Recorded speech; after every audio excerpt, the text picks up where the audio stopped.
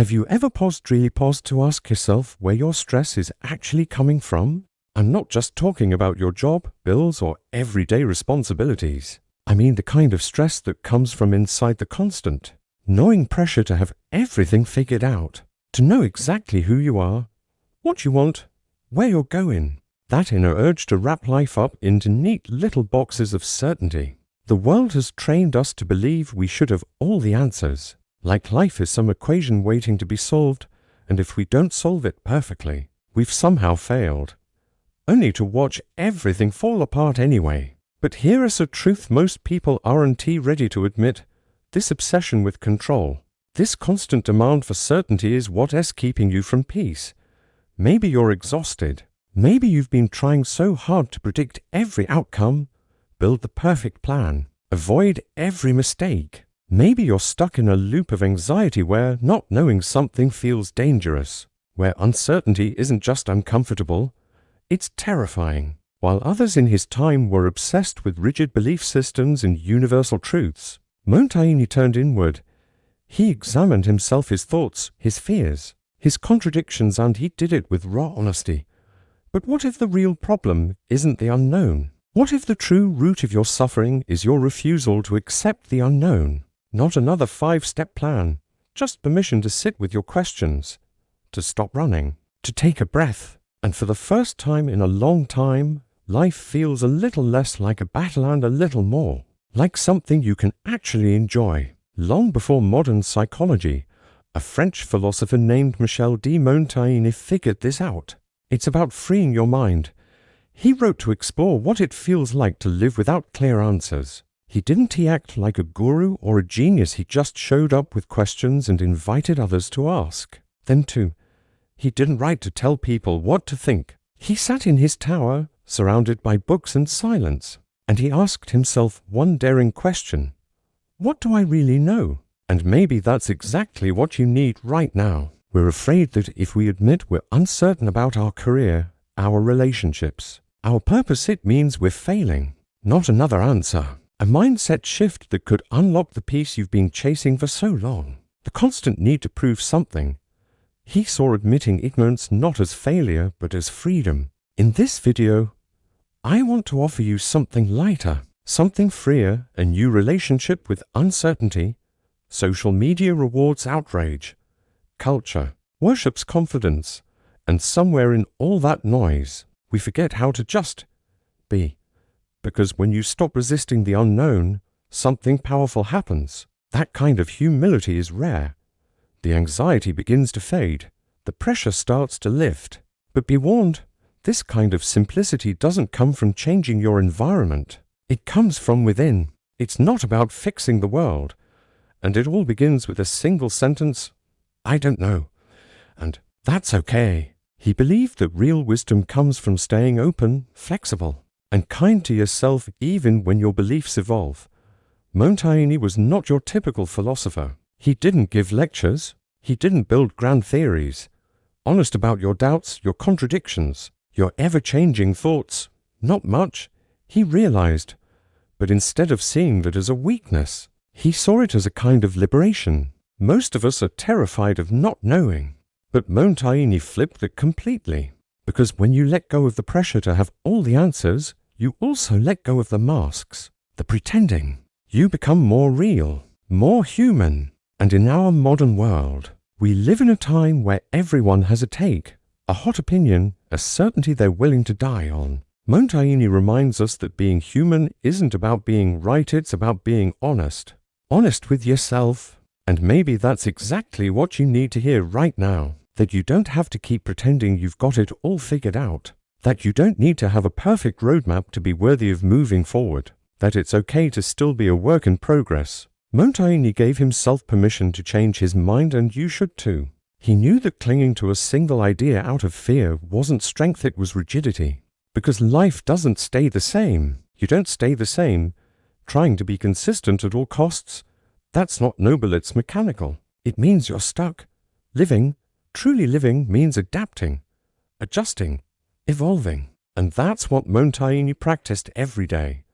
While the world was busy chasing certainty, he was learning how to live comfortably inside the questions, In a world that demands stability, he chose movement. In a time that idolized perfection, he embraced his flaws. In a culture that feared doubt, he whispered, "It's okay not to know." And maybe you're starting to feel that too. Maybe you're realizing that your anxiety, the knots in your stomach, the sleepless nights, the overthinking isn't coming from the unknown itself, but from your fear of it. Because when you try to control everything tomorrow, other people's opinions, your emotions, your career, you create a mental war inside yourself. The tighter you squeeze, the faster it slips through your fingers. Burnt out, anxious, angry, and still nothing feels certain. It's like trying to hold water in your hands, the craving for guarantees in a world that simply doesn't offer them. You end up tired. That's the cycle. You try to control, things still go wrong, so you try harder, stress more, and fall apart faster. It never was. It never will be. It's from the way you're fighting it. This cycle has a name. It's called anxiety. And at its core, anxiety is just the fear of unpredictability. But Montaigne knew what modern psychologists would prove centuries later. When you try to predict life, you put yourself in constant conflict with reality. Because life isn't predictable. And the pain you're feeling, it's not just from what's happening around you, from the refusal to accept that some things are outside your control, from the belief that if you just tried harder, you could force life to obey your expectations. Montaigne didn't live like that. He faced his pain, his fears, his uncertainties not to defeat them, but to understand them. He didn't try to erase discomfort. He tried to be present with it. And in doing so, he discovered something most of us miss. Peace isn't the absence of problems. It's the absence of resistance.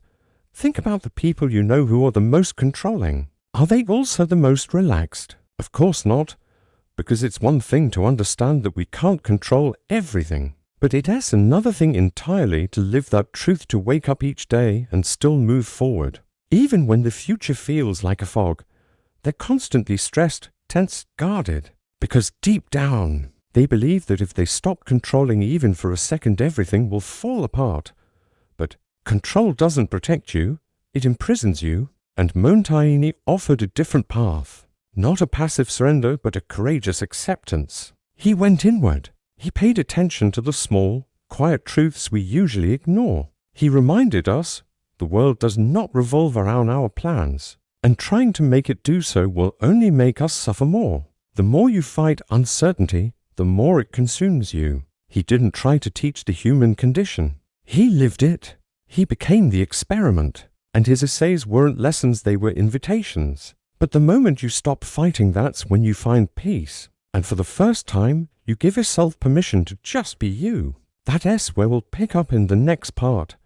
How to practice that surrender in your actual day-to-day life. So, how do you actually do that? It's not about beating yourself up or overthinking your every move. What do you see in it that mirrors your own? How do you stop clinging to control and start living with uncertainty, without feeling like you're just floating aimlessly through chaos? Because when you start observing yourself like that, with no filter, no mask, no pressure to be perfect, something starts to shift. Or when you're forcing yourself to maintain an image that no longer fits.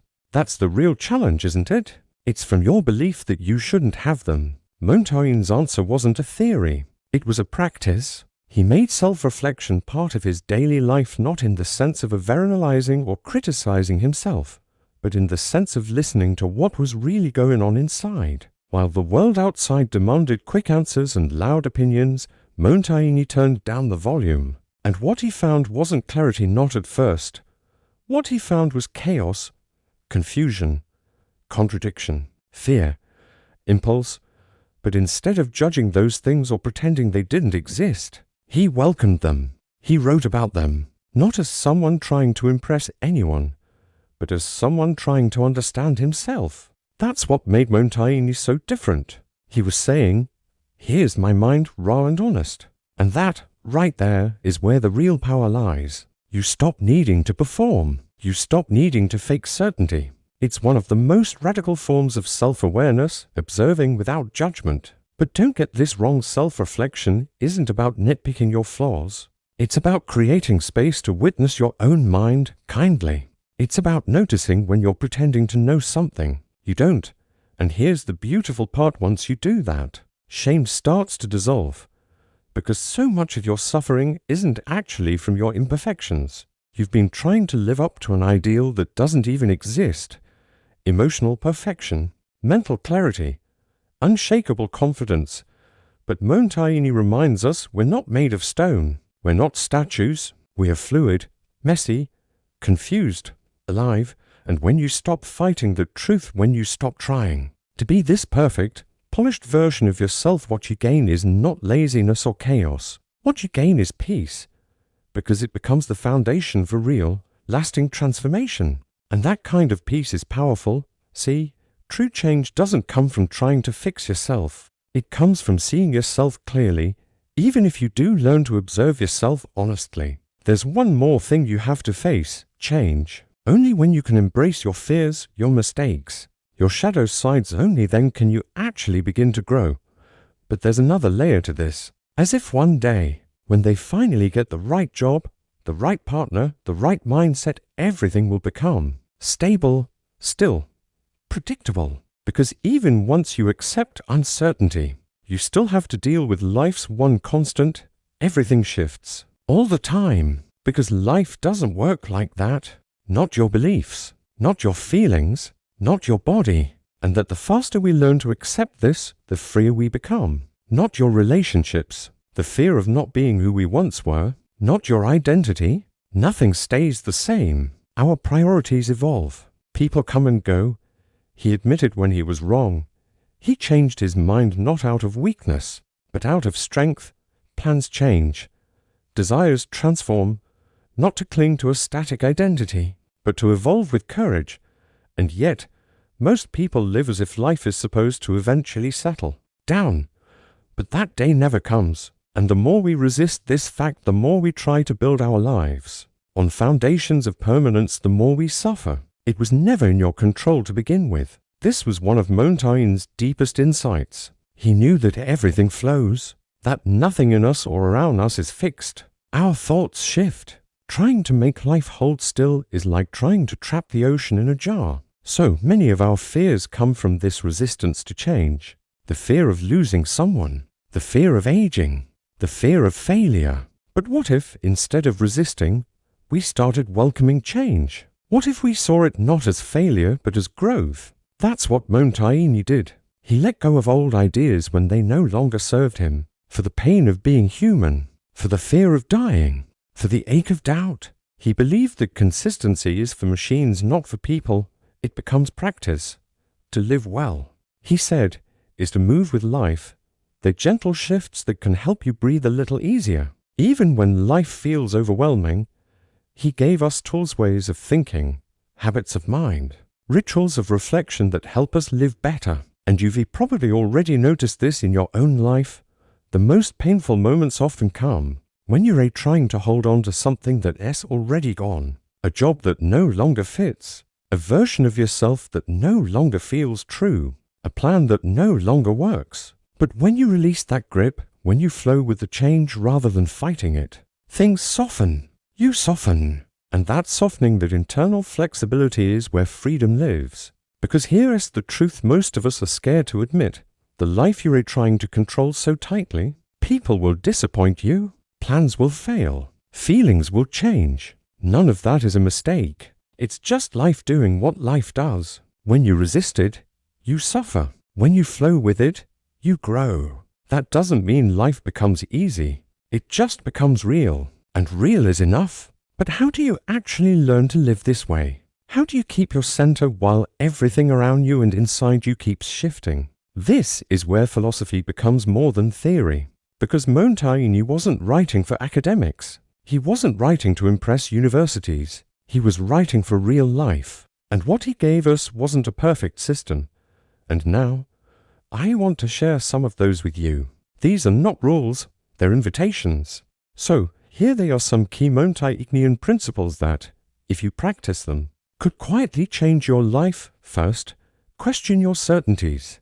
Ask yourself, am I sure, or am I just afraid of not knowing? Whenever you find yourself clinging tightly to a belief or a truth, take a step back. Most of the time, certainty is a mask we wear to protect ourselves from fear. But Montaigne shows us that real strength lies in doubt. Second, write it out. You don't need to be a philosopher or a writer. You just need a pen and paper. A few minutes a day to write whatever's going on in your mind. Don't try to be perfect. Just get it out. Don't try to be profound. And the people who suffer least are the ones who adapt fastest. He wrote to make his own mind a place he could live in. This is how Montaigne made sense of his own thoughts. He didn't write for others. Third, let go of fixed plans. He made fun of himself all the time, his fears, his contradictions, his vanity. Make goals. Yes, dream big. But hold those dreams loosely, because life will change. No phone, no distractions, just silence. Montaigne said the wisest person is the one who can change with the things that change. Be that person. Fourth, laugh at yourself seriously. Take your humanity a little less seriously. Montaigne did, but I'm still here. Humor is how we soften the weight of being alive. It's how we say, yes, I'm flawed. Fifth, be still. No, this is something deeper, quieter, something that lives inside you even when the world outside is loud and chaotic. Carve out time to sit with yourself. That silence was Montaigne's greatest teacher, because in the quiet, you can finally hear your own voice, the one that's been buried beneath all the noise. These practices aren't magic. They won't fix everything overnight. He wanted us to see that the world was never meant to follow our blueprints. It was meant to be lived, not managed, because he didn't just want us to cope with life's chaos. He wanted us to dance with it. But if you let them in, if you practice them sincerely, they can help you build something far more powerful than control. They can help you build inner freedom. And that's exactly what we'll explore next, the kind of deep, unshakable freedom that only comes when you stop chasing certainty and start trusting yourself. So, what is this inner freedom we've been building toward? It feels like a breath.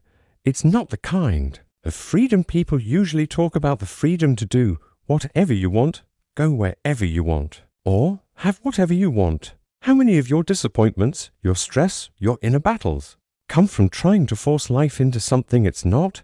It's the freedom to be, even when you don't have the answers, to feel uncertain and still move forward. And Montaigne's gift was to remind us that S not a problem, that S life, a spaciousness, a stillness, a peace, to not know what comes next and still trust yourself enough to take the next step.